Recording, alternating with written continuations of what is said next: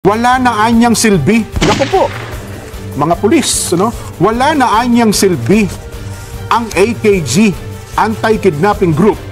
Ang lalo daw pong ikinadismaya ni Kate Siangsi ay ang pagka-inutil. Sakit nito. Ma'am, masakit ito ang salitaan ninyo, ha? At nagiging plataforma na lang anya ito para po sa promotion ng mga pulis. Maling-mali kasi na sabihin nila na itong victim ay connected to Cobos. Allegedly, they are being used just to extract money for those yung mga personalities na involved or at least associated sa Pogo operation. Parang you are victimizing the family all over again. Is there a strong possibility that Pogo entities are related here? The news that was in the Manila Times is something we're considering seriously. And we have a lot of validation done. We're having a lot of validation done para we can make sure that all of this information is correct. Pogo ba Chinese, Filipino? Pogo na kagad? Huwag sana masaktan ang mga tatamaan o bato-bato sa langit. Ang gusto kasi ng iba natin mga opisyal ngayon, magmukhang matalino. Di ba? Magmukhang matalino sa mata ng bayan. Na lahat ng tanong may sagot kagad. Na lahat. Gusto nila, ay, naku, alam na namin yan. Dito ang dapat gawin dyan. Na kapag ka na-analyze tuloy, ayun ang nangyayari. Nasasadlak tuloy sa... Mamagaling-magalingan pala. Alam mo, Nason, ako'y nag-aalala. Alam mo ba kung bakit? Bakit? Itong mga naging pahayag ni Kate Siangsi. Diba? Okay. Nabubuhay na ba na naman ang kidnapping sa Pilipinas? Oo nga. Kanina, napanood ko sa palatuntunang ASPN. Itong si Kate Siangsi. Yes. At alam mo si Kate Siangsi, Nelson, kailan ba ito? Nung PNP chief, Senador Ping Lacson, talagang lumalabas sa mga yan kapag dumarami po ang insidente ng kidnapping sa ating bansa. At alam mo ba kung ano ang dahilan? Kung bakit sila nagbibigay na ng kanilang pahayag. Oo, hindi sila kontento. At hindi lang basta pahayag, ako di madamdaming pahayag na mukhang ang kanilang disgusto, pagpapahayag po ng sama ng loob mismo sa mga taong dapat yung nagbibigay ng proteksyon sa kanila, ang Philippine National Police, Nason. Alam mo ba kung bakit? Bakit? Sabi po ni Kate Siangsi, asan na ba yun? Ayan na. Ng Movement for the Restoration of Peace and Order. Bihira yung nagtatrabaho dyan Sabi niya, to tell you frankly, pinakamabuti pakinggan na natin. Sige. Magkamali pa tayo kung ano Ito po yung kanilang saloobin sa nangyayari na naman pong kidnapping sa mga Filipino-Chinese sa atin pong bansa. Nason. Okay. Katersi, ano po masasabi ninyo? Sige nga po.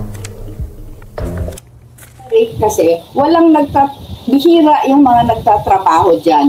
To tell you frankly, the whole AKG siguro na 1,000 plus personnel, 3 na lang siguro natitira na dating taga-PACER, yung task force, Presidential Anti-Crime Emergency Response. Palit sila ng personnel because AKG is merely a stepping stone or a platform for promotions. Walang nagtatrabaho dyan. Palit ng palit, walang continuity, wala silang concept on how to handle kidnapping. Sirang-sira, hindi nila pina-follow yung protocol na matagal na set up on how to handle kidnapping and how to report kidnapping, Ayan. Alam mo pa, Nason? Isa pa sa matinding sinabi ito, Aywa ko, ano magiging damdamin mo dito? Wala na anyang silbi. Naku po. Mga pulis, wala na anyang silbi ang AKG, Anti-Kidnapping Group. At nagiging plataforma na lang anya ito para po sa promotion ng mga pulis. Pag nalagay kasi dito, Senior Soup, magiging general. Kasi star rank position ata ito.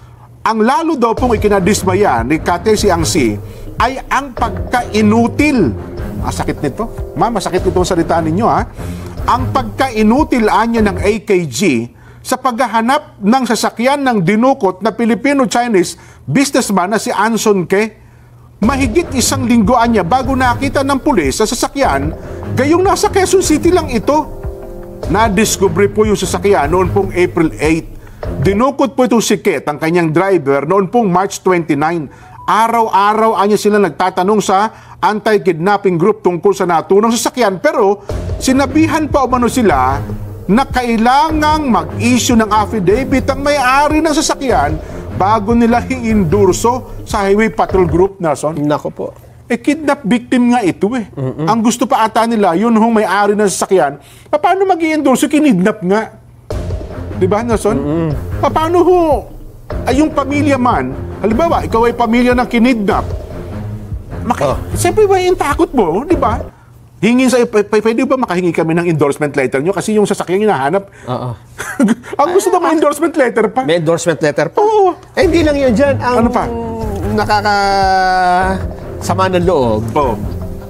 Doon sa press con, sinabi pang sangkot sa Pogo, yung Yan negosyante. Alam mo, para bagang ito to. Ewan ko lang, ipakitama nyo nga po kami sa part ng PNP. Kapag ka sinabi bang ang isang kidnapping incident, may kinalaman po sa Pogo ang kidnapping, bumababa ba ang level nun? Ibig sabihin, nababawasan ba yung Importance. gravity, yung Oo. importance? Ibig sabihin, kapag ka ang kidnapping may kinalaman sa Pogo, ay petty. Ganun ba ibig sabihin nun? Parang kaya ito pinatay dahil sa Pogo. Oo. Parang ang problema, pinababa mo yung uri ng tao, di ba? Yun, Na isa pa ng legit na negosyante. Negosyante. Malaking negosyo. Ako, wag nyo na munang tignan kay may kinalaman sa Pogo o wala. Ayun muna. Oo. Ang tingnan natin, nagganap po, nangyari ang kidnapping sa Pilipinas. Yun lang muna. Ngayon, kung may kinalaman mo ito sa Pogo o wala, it's beside the point eh, di ba? Wala, hindi mo. Parang nagiging scapegoat kasi nila, Nelson, ay kidnapping. Hindi, may kinalaman kasi sa Pogo yun eh. Oo. Aha!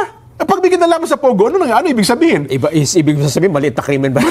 Maliit na krimen ba yung kidnapping? Tsaka pinatay, di ba? Di ba, yun lang nga. Oo. Nako. Yun po ang sinasabi ni Kate. At bukod pala, aywan ko lang, Nelson, ayaw naman natin maghasik ng takot sa ating mga kababayan. May mga chismis pa nga. Mayroon para, well, wag na natin dagdagan. Bagamat may mga intelligence report daw sila na tinatanggap, meron pa yata mga anak din ng mayayamang negosyante ang Hindi, wala kinalaman sa Pogo, Nelson, ha? Lehitimong negosyante raw sa Pilipinas. Daw, Tapos, ang isa pa sa mga, yung binabagit mo, Nelson, na ito daw, may kinalaman sa Pogo. Yung yung pinatay. Meron din sentimiento si Kate si ang sisuko sa bagay na yan. Oo. Gusto mo pakinggan? Sige. Ay, sige nga po, Kate, ano pa masasabi nyo? Sana mismo magsabi. Sige nga. Maling-mali kasi na sabihin nila na itong victim ay connected to Pogos. Parang you are victimizing the family all over again. Nangyari din yan doon sa Andy kidnapping, yung 14-year-old boy. Yes. Wala pa kayo investigation, sinabi ninyo agad na related sa Pogo, no? Kaya yun yung galit ng family dito sa police, no? They are cooperating. Despite that, you release unverified news that further complicates investigation and also showed siyempre the public that you don't really know what you're talking about. Yes. Ayun. Diba? Ayun nga, diba, yung ipapakita yung 14 years old, yung pinutulan ng daliri para may proof of life. Ang sabi, may kinalaman daw sa Pogo yung pamilya ata nun. Yes. Bakit pa nagiging scapegoat nga yung Pogo, no? Yan nga. Kasi parang pagka-Pogo, pangkaraniwan na lang yung ganong ginudukot, pinapatay. Mukhang, ewan ko sa part siguro ng Philippine National Police. Kung ganito ba? Kasi ako naman, pag sinabing kidnapping, dapat pare-parehas ang treatment natin yan. Yes. Kay Pogo, kay ano pa yan, lahat ng klase, nag-ugat yan. Ang usapin, kidnapping, seryoso yan. Di ba, Nelson? Yun yan. Oh. Kidnapping, ano pa man yan, sino pa man yan, Oh. lalo na't pinatay dyan. Yun Di na ba? Pinatay eh. O, kahit pa sabihin natin, sige na, tanggapin na natin. Pogo. Pogo-related. Kidnapping. Ibig mo sabihin, bayaran natin yan, Pogo-related eh. Ganun ba ibig sabihin? Mukhang hindi naman yata. Parang pinalalabnaw yung kaso. Di ba? Ang problema din yung basta ka na lang magbibitaw ng gano'n na wala ka namang ebidensya, di ba? Como ba Chinese, Filipino, Pogo na kaagad? Yun na nga. Saan mo nakuha? Pagka tinanong mo, saan mo nakuha yung relation, ano? Oo, bakit mo sinabi? Hindi ba? Na bakit mo sinabi na ito related sa Pogo? At bigyan nyo ho kami ng gravity kapag ka sinabing Pogo, sabihin related sa Pogo, hindi na ba kami dapat matakot? Di ba? Tayong simpleng mamamayan, simpleng negosyante sa Pilipinas, ay Pogo yan, okay matakot. Ganun ba ibig sabihin? Parang hindi yata, no? Aywan ko po, no ha? Sa part po ng Philippine National Police, nakakalungkot po itong bagay na ito. Sana sa lalong kami po sa palatuntunang ito ay nakikiusap sa PNP, itrato natin kung paano dapat tratuhin ang isang kidnapping incident sa ating bansa. Ang totoo, kami nga sa part ng media, kapag yung ongoing yung parang yung kidnapping, di ba? Minsan nga may restriction, huwag mong basta ibabalita, lalo kung hawak pa na yung biktima, di ba? Hindi kagad Hindi mo dapat inabalita sa media yan, Dahil lalo na kung sabihin mo, eto po yung mga tinitingnan nating angulo. Ayun, Meron na kagad ganun, Hindi parang indirectly, binibigyan mo ng mensahe yung kidnapper. Halimbawa, sinabi natin, ito po si Juan de la Cruz, hawak ngayon ng kidnapper. Alam mo, sa media, bawal sabihin yan, di ba? Siya po ngayon ay hawak-hawak at nangihingi po ng ransom na ganito, ganyan.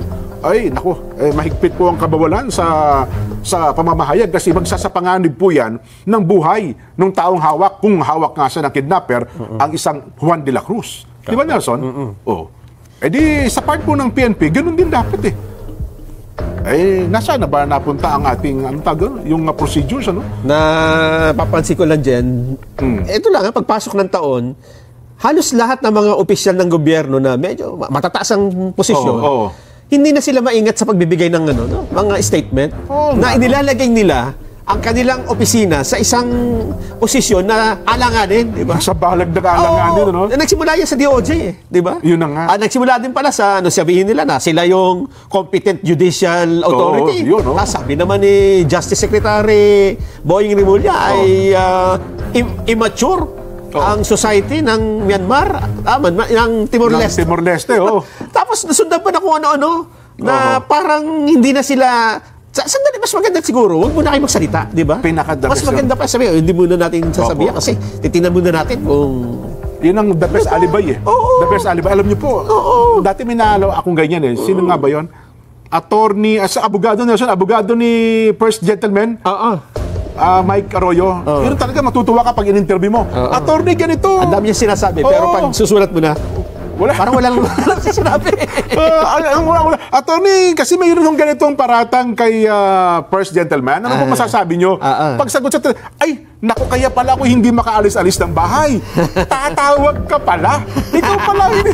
Alam mo, dapat kanina pa ako nakaalis ng bahay Alam mo hindi ano po sagot yung sa tatanong? Alam mo, pag nagkita kami ni First Gentleman, yan ang unang-una kong itatanong. Ang haba na usapan nyo, Actually, nakita nga kami kahapon yan At ganito nangyari. Natapos ang usapan nyo. Kumbaga sa live interview mo siya, naka 30 minutes ka na. Wala ka nakuha ang information. So, isip-isip mo, matapos sa usapan, mukhang nabola ata ako na. Napatakin mo, ang sasagot sa'yo, alam mo, iyang tanong mong yan, ang unang-una kong itatanong kay First Gentleman, Kaya pala hindi ako makaalis-alis ng bahay, tatawag ka pala. Mangingiti ka na lang. Sino ba yan? Hindi ko maalala pangalan, basta abogado yan basta may ganun siya. Hindi mo naman masabing hindi mo naman masabing walang... Hindi mo naman Di ba? Mabatikos. Hindi mo... Kasi sinagot ka naman di ba? Yun na nga. At ang ganda pa ng treatment sa'yo puring-puri ka pa Di ba? Aywan ko lamang po. Ngayon kasi ang...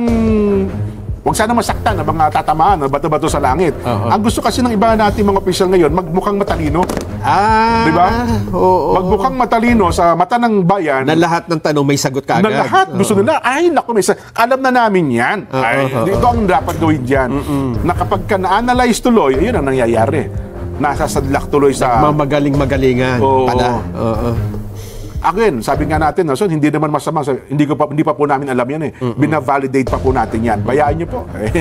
Maging maingat tayo pare-pareho sa bagay na yan. Maintindihan po ng media yan. O kami po kasi sa amin, alam din namin yan, maintindihan din po namin yan. Kapag ganyan po ang sitwasyon. Anyway, ang ating